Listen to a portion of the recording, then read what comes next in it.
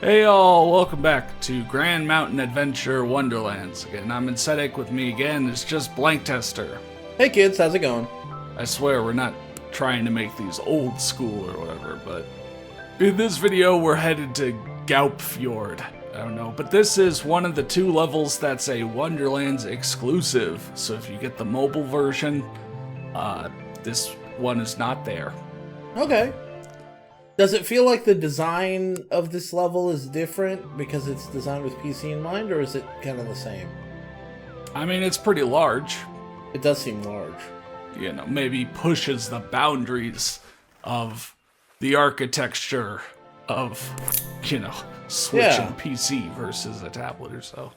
Yeah. Yeah, so from like now on, every episode I'll be going back and forth between the skis and the snowboard, but I'll be sticking to the twin tip. Because again, twin tip, you can ride backwards without crashing. And was there a downside to that? Do you not go as fast or something? Apparently, like the carving skis, like Turo said, are a little better for carving, but you'll see that this is adequate enough. Yeah, this doesn't matter much to you. So. Yeah. 12 ski passes to unlock. What does that mean? I mean, you start the level with 0 ski passes, and so. But like, wait, how do you do the activities to get ski passes? Yeah. Okay, yeah, that's pretty straightforward. Through doing the challenges, or finding the secret ski passes, or doing the line challenges, all of those, basically, cool. make progress. Yeah. Okay. That was cool, but it was bronze on a trekking event. That's not Insetic-like. Yeah. An Insetic-like would be a good game genre as well. You just ask Insetic if he'd like to play it, and he says yes. It's a game that he'd like to play. Yeah. Yeah. Or a Gilp. It's like it's you know how like they have MILF, right? Yeah. But this is a Gilp, which is a game Insetic would like to play. Right. Yeah. You should Gilps. You should label games Gilps without explanation to anybody. Well, here's the explanation. So I guess if you just refer them to this video if needed. Yeah. Do you got any Gilps that you've seen recently? Well, actually, so I know in part 2 I mentioned that if this game didn't, you know, kind of come across my, you know, feed and I enjoyed it enough to want to do something about that, then it might have been like Steep as a game to play. And I don't know, I've been playing through Steep at the moment. Like when recording this, I've basically beaten the main capstone challenge on the Alps mountain, and now I need to go to like the different DLCs, you know, go to Alaska, go to Fiji. Oh no, in real life. I played them on location. Okay. No, it's Steep. What? I can't hear you. The helicopter is about to take me up. Sorry, you're doing it right now? Yeah. I have a you very said as busy we record. Day. I didn't think you meant like as we record. But I have thoughts. Avalanche. I have thoughts, and right now I don't want to try to put them all into words. Maybe if there was more of a group, but it's just not gelling with me. Like after playing Riders Republic, Riders Republic touches up on everything and makes it all much more accessible and fun to play. Yeah, it's like part of Steep is to demonstrate how challenging it is to make it through all this terrain and such, and it's like I just don't want to have the time and hours to become that technical. Yeah, I mean, I guess like we'll extreme see. sports games, but nowadays I do just kind of want to more get in, get out, but it's kind of a fun little thing. Okay, so first that was Spider Bear, but gosh. So this is a bear island, and the whole kind of challenge point is to knock over enough of them without letting, you know, one of them knock you over. You? Yeah. Oh my god, I see all your skis just... Yeah, from that you can see how many, like, attempts this took. Yeah, that's great. I feel kind of bad but it is very amusing. Yeah. Look at Because him. unlike some of the other animals, the bears will charge at you when you get close enough, and you can still knock them down, but that means, I mean, you are on sort of a cooldown with knocking them down. So if like 2 of them charge at you at once, it's like, you're done. Yeah. I mean, that's the risk with bears, that they team up on you. Right. I can handle 1 bear at a time, but 2? Ugh. Right. Too dangerous. It's like, you know, it's that phrase about outrunning the bears, and how the whole point is that there's all, you know, you can outrun 1, but if there's 2, then Right. you're in trouble. Yeah, the real trick is outrunning the second bear. Right. That's what Dad always told me. Yeah, that's the phrase. You know, Yeah. you can outrun the bear, but can you outrun the second bear? Yeah. If you can dodge a bear, you can dodge a second bear. As they said in that really good movie, Dodge Bear. Dodge bear. Yeah. Yeah. Well, oh man, you're getting there. Wouldn't that have been easier with like snowshoes? Yeah. Okay, I mean, gotta ask the question: are feet shoes? yeah, I've never skied, so I don't know. I don't think feet are shoes in the same way that I don't think water is wet. You know what I mean? Yeah. No. Oh God. We're both glad we know each other well enough that we're not gonna have that debate here About whether feet are shoes? about whether water is wet. Oh, because you know you'd lose. Right. I lose like every debate. No, that's not what I mean. I just, I've really thought about this, and I think everybody else who disagrees with me is wrong. Yeah, And, there's some debates where you just have to know what your stance is in your head and how to defend it. Yeah. Because like if you ever get in a discussion with someone about it, unless it's me, they are going to push. Yeah, actually, you know, weirdly like, enough, there was somebody I said something to somebody relatively recently, and then afterwards I thought, like, you know, I really should have explained my point a lot better.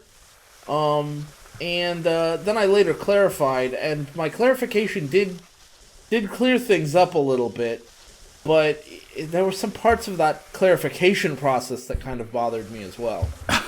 Mainly the part where, before I clarified, they were like, oh, I know what you meant. And then when I clarified, they were like, okay, that actually did clear things up. like, now I'm no, wondering I'm what here they to clarify thought. because I don't think you know what I Yeah, meant. that's why I want to clarify. But what I said was that they said, I really appreciate that you respect my beliefs. And what I said was, I don't respect your beliefs, I respect you as a person. And they took issue with that but didn't say anything. And then afterwards I was thinking, you know, I guess people use the word respect in different ways, and when I'm using the word respect, I'm using the word respect to mean like a mode of operation. It's an attitude I can have when I'm in interacting with people and conscious creatures. So I can have respect for conscious creatures, but like a belief is not a conscious anything. It's just a state of mind. So it's you know, it's like I don't respect colors by the same reasoning, right? And so like, do I mind if you have a favorite color that's different than mine? No, of course not. But that has nothing to do with respect in my mind. And so like, I just kind of off the cuff said what I said, and then like didn't think about how, you know, until later, and then we moved on to other things, and like, I don't know. Yeah, now that's definitely something where most people think of respect as like, if you say that, you know, like, oh no, I don't respect blah blah blah, like they're not going to take that literally. It's one of those things where it's like, do you like me? And then it's like, no, because you're gonna follow up with I love you. Right. But for that brief bit of silence, you just seem like an asshole. Yeah, and I mean, I just don't think I don't think people, like, I don't know. To me, respect should be something that is an attitude towards conscious creatures, and other kinds of respect or other uses of the word respect always seemed really wishy-washy to me. Right, You know? but most people are basic bitches. I guess. I don't know. I gotta I'm working on myself, right? Like I'm trying to be better about like speaking to people as they are and not as I wish they were. Damn. You know? Yeah.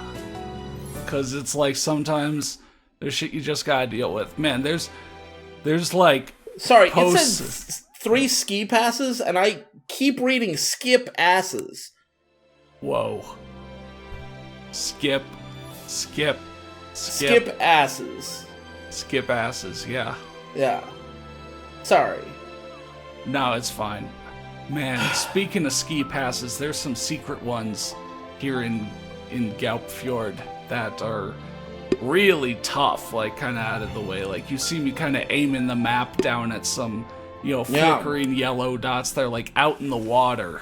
And yeah, how do you get out there? I'm gonna spend more time looking at those and wondering that exact question later in the video. I forgot that I didn't do that now, but remember that if you buy the game, the soundtrack is free on Steam. And cool. Again, it's just nice, sort of comforting music. That's chill. Oh shit. Yeah, so like here, it's where you need to start kind of using the carve turn to make sure you can, do the sharper ones. And even here on the twin tip, it's just like, okay, when I need to do that, a quick hold of the left trigger and turn, and I can make it. Man, there were parts of that where I couldn't even see where the line was because of all the snow trails and stuff. Yeah. Dang. Okay, so that's the next level. Yeah, that's the next level. Rockcom. But we're gonna stick around here. Right, to really show off the Gaupefjord. So are you gonna do like a oh god. No, that was intentional. Are you gonna do a run from the top of this mountain to the bottom? I think so. I mean, I'm trying to remember. Because often there are challenges like that. At the top of a mountain, it's one of those where it's just get to this specific location. Yeah. At the bottom. Golly, I really hope they did put a Bigfoot somewhere in here, like a Yeti. That'd be nice. And just run up and eat you. Yeah. That'd be fun. Oh, interesting. So that's like a jump? Yeah, and then you can water ski if you have enough speed. Oh, that's cool. So yeah, this is the way to get at least to like this one, but there's still other ones out in the water. That are even further, yeah. That's crazy. Imagine like living here. Man, that'd be so nice. I mean, assuming you get good, unless you have bad internet, in which case. Why did they even build like a road when? Maybe they thought there would be more traffic. They'll build a bridge one day, and then cars can come over. Yeah. Yeah. I was rewatching some of my Shaun White skateboarding LP, and it was the episodes about the Rising Island and how like even though they're all free and stuff, there's these like there were those flow barriers that I had to break because I was the only one who could, and we were talking about, and I don't remember the exact words, but you know how. It's like nobody wants to go to the other side of the island because, I mean, there's like not even a Wendy's here. And it's like, no, if you get them to the other side of the island, the Wendy's will come.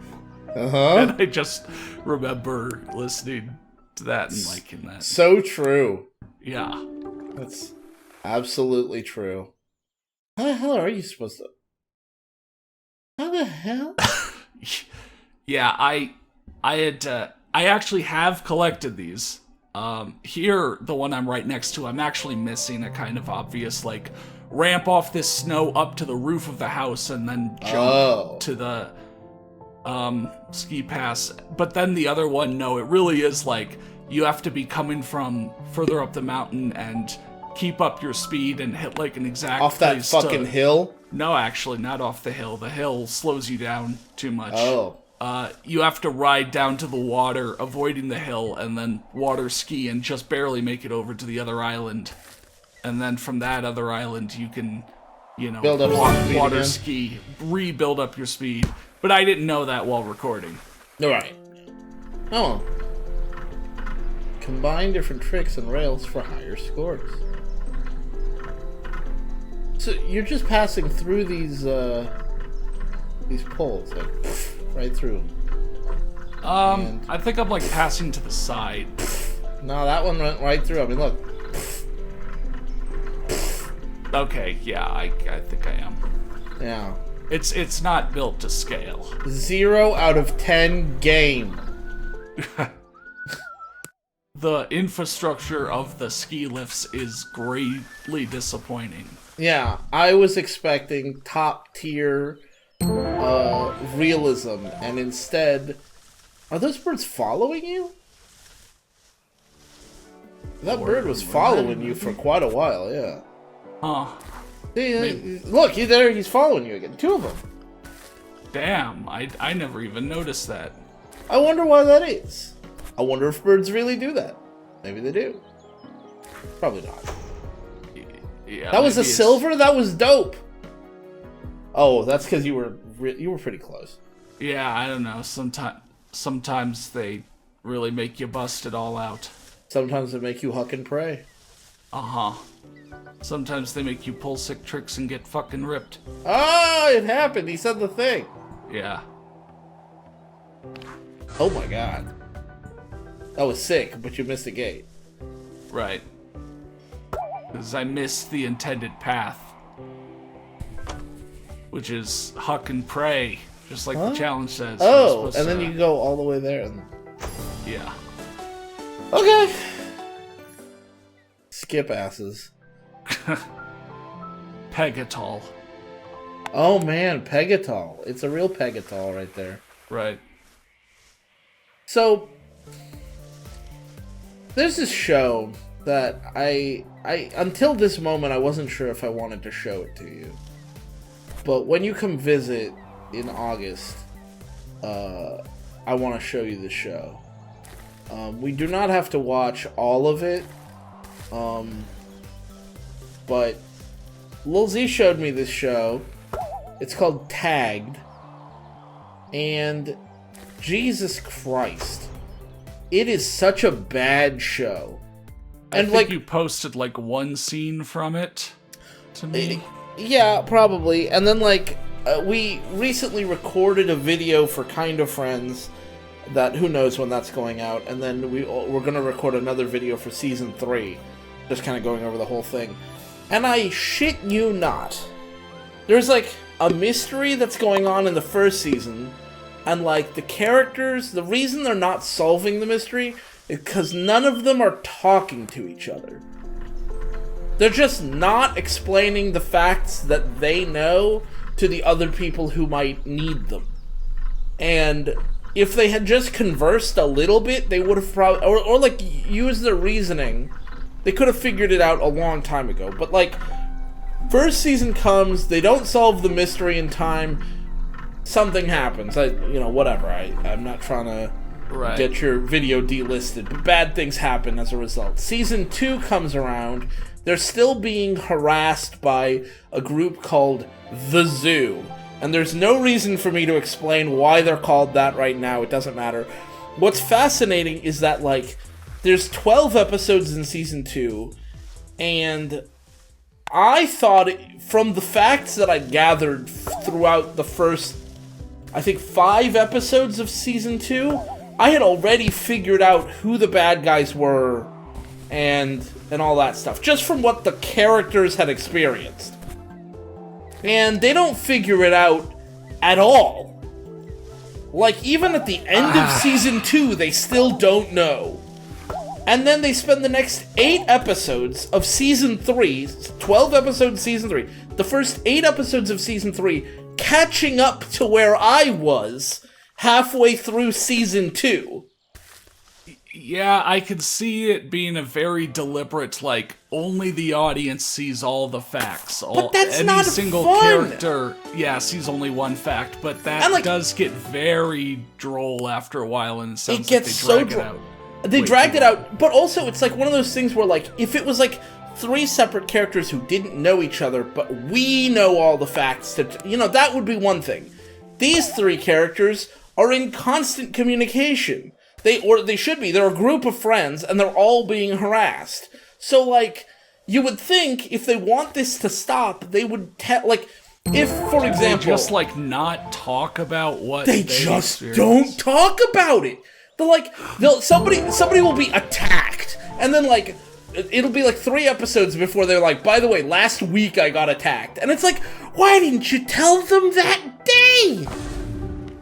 Why didn't you tell your friend? Yeah, I'll sit through an episode or two. Oh but no! I did not I want to show you the big reveal, the bad guy's big reveal at the end of season 3, and before that, I'll just give you the recaps. Okay, yeah. And that's 10 episodes of recaps. Each episode is 20 minutes, and yet it still feels like they waste most of the time. And it's amazing to me because they want this to be a mystery show. But there's no mystery here. Not because there aren't things that could be a mystery, but because there's no detective work going on. There's no sleuthing. They have the aesthetics of sleuthing. Some of the characters will the aesthetics of sleuthing. Genuinely, they'll rummage through a bag and find something that in another universe with another team would be a clue. And then they don't do anything with it. Then they just move on to another What is this, a vial of poison? But I wasn't poisoned. And then they just move on. That's literally the way it is. And it's they won't talk to each other about what they found or who they met. God. And I'm thinking to myself, if you're being harassed and stalked constantly, if what you were being harassed, talk to each other about? Almost nothing. Almost nothing. It's amazing. And if you were being stalked and harassed by somebody, and I was being stalked and harassed by the same person, we both know we're being harassed and stalked by the same person, the very first thing you and I would do would be sit down and figure out who we know both, right? We'd write down a list of people I know and a list of people you know, and we would be like, who have we wronged? They never do that. They have multiple opportunities to find out, a short list of suspects in different ways. At one point in season 1, we find out that one of the characters, Haley, she bullied a bunch of guys who tried out to be Romeo in the school play, and she and her friend Nikki made basically a Facebook page just full of their audition videos so that they could make fun of them, right? So, without knowing that, if that didn't exist, you wouldn't necessarily have a list of suspects. But Haley knows that she has this thing, and just doesn't tell the girls until, moments before the end of season 1. Literally in the last episode, she tells them this. And then they start looking through this list to figure out who it is, right? They're trying to connect a name to a face. But the only reason they got a name was because they were looking through another suspect list that they could have had much earlier in the season. And then, later on, when they find out this... And at what point does the audience know that Haley did this?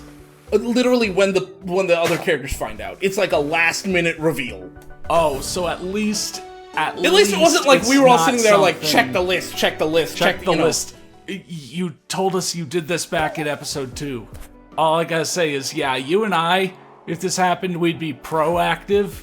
And be trying to figure it out. They're not proactive, they're not even reactive. It sounds like they're inactive. Right.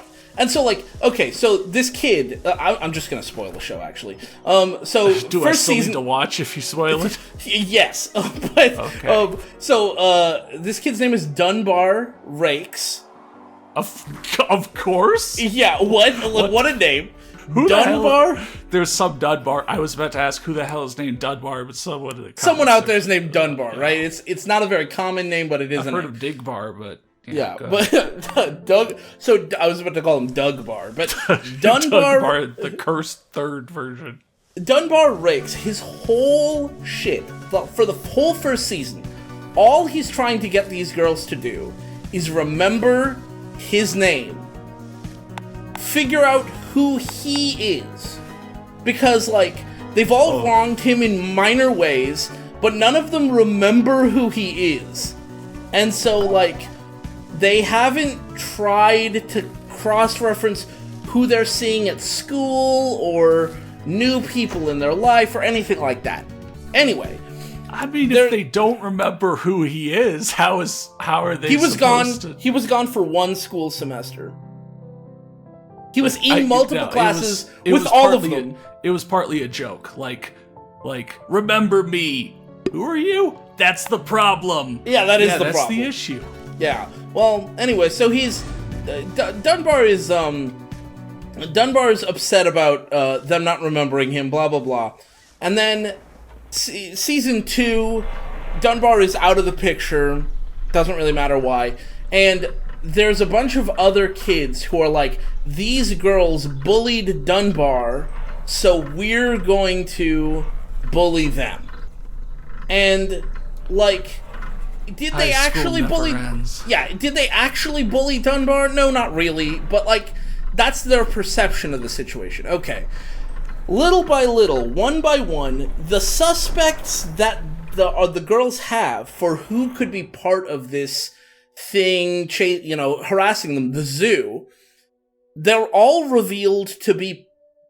They used to go to camp with Dunbar, summer camp. And they find this out by seeing a picture of summer camp with all of them in it and Dunbar. All right. And one of the characters says, "Is that Dunbar Rakes?" And I shit you not, even the subtitles don't remember Dunbar's name because it says, "Is that Tom Rinks?" And I'm like, holy shit, the whole first season was about you remembering his name and the subtitles can't remember his goddamn name. Somebody needs to remember this kid existed. This is sad. AI generated those, and since no one is named Dunbar, it doesn't like, count. That is not a word in the English language. Yeah, and to be fair, the person pronouncing the line just mumbles their way through all of their lines of dialogue. It doesn't really matter.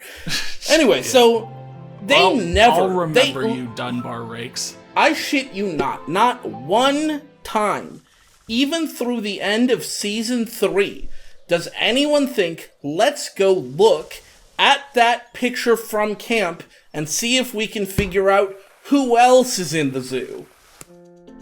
Wait, what? They never do. You said at some point they do look at the picture. Oh, they look at the picture, and they see Dunbar's in the picture, and that's how we as audience members know, like, oh, these people are all part of the zoo. And they're like, this person's in the zoo, and that person's in the zoo, and this person went to camp, and that person went to camp. But they never connect the dots. They have the individual data points, but they never actually connect the dots that the people in the zoo went to camp together. Even after the leader, the leader of the zoo is called King Cobra, and they use a picture of twin snakes as their avatar on their social media, which is the logo of the camp. And they still don't figure out that King Cobra went to camp. It feels like the script writers forgot what they had written before. Like, it feels you would think. Like somehow the show has no foreshadowing, because literally nothing seems to matter until the one big fact is brought up at the very end. Pretty much. And the thing is, like, they have the show had one writer, director, creator. It was Hannah McPherson. I don't know if Hannah McPherson has done anything else. I'm very disappointed in her work from this show. But at the very end of the show, they, like, get suspicious of a guy who, by the way, ends up not being related to the crimes at all. But they're very suspicious of this guy, and they break into his house, and his computer is synced up to his phone so they can read his text messages. And the bad guy, who at this point they do know who the bad guy is, but they're also suspicious of this guy. They go on his computer and they look at the thing, and the bad guy, Zoe, sent the guy a text that just says camp. All it says is camp. And they go, let's go track him down at camp. And what's fascinating about this is, she knew they could read his texts. That's why she sent the text. Right. So basically, she had this huge plot about tormenting these girls, and finally they were so bad at investigating and finding her, she had to just tell them where to find her. Like, you guys wouldn't have made it here if I hadn't just said camp. Yeah, once again, the final, like, episode or whatever, the one action that is actually needed. That's the only one that performed. matters. I was genuinely thinking about, like, if I took, it's 24 plus 32 episodes across 3 seasons, you could probably make 2 40-minute movies out of the entire series, and it would still make just as much sense. Nice. Yeah. Like, that's how little... I genuinely... I feel 8 drained episodes. hearing this. I can't It's imagine 8. watching it. It's 8 whole episodes. 8 whole episodes in Season 3, where they're just catching up to where the audience was at the end of Season 2. It's fascinating how... And, like, these girls aren't asking any important questions. They're not thinking about this at all. And it's like, why are you our main characters again? How am I supposed to feel about this? Well, a while ago, there's you one were scene. Hold looking on. for... Oh, go ahead. Hold on. I just have to tell you about one more scene. This is infuriating. Okay, there's 3 characters you need to know about. Rowan, Haley, they're the good guys. Sean, he's, at this point, a bad guy. And Haley is dating Sean, doesn't know he's a bad guy. Okay? Rowan and Haley are being tormented by the zoo. And so, Haley's sitting there, she's sleeping in bed. And Sean is ominously standing over her. And she wakes up and sees him ominously standing over her. And she goes, "Oh, hey, babe." And then he kind of like starts crawling into bed. And Rowan, meanwhile, is finding out that Sean is a bad guy. Finds like evidence of that. Yeah. So she texts, I think she calls Haley first. And without any hesitation, not even a moment's thought, Haley just dismisses the phone call. And it's like, you're being stalked and harassed. And there's this person who you know is out there finding this out. Why wouldn't you want to pick up the fucking phone? Because who she thinks is her boyfriend is crawling sexily and they're about to have the sexy time? Basically. I mean, I think they just cuddle at that point, but it's like, what the fuck are you... Like, can't you just check? Like, if you and I were being tormented and stalked and harassed, and you were calling me, it doesn't matter what we're doing. It doesn't matter what I'm doing or what you're doing. I expect if you call, I would pick up. And if I called, you would pick up. Right? Yeah, right? yeah, I mean, I don't, it's like, if you're, and then of course, like, the next thing Rowan does is text her and saying, like, stay away from Sean, he's scary.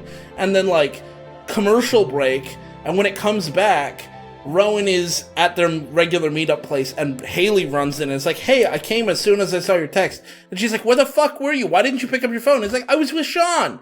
And then it's like, I told you not to go with Sean. I told you he was bad news. Did you check your text? Did the scriptwriter think Haley only saw the first half?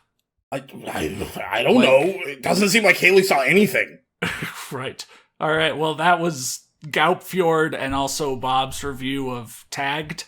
Yeah, it's fucking terrible. All right. Well, thanks for watching. I hope everyone continues watching. Have fun out there. See you next time.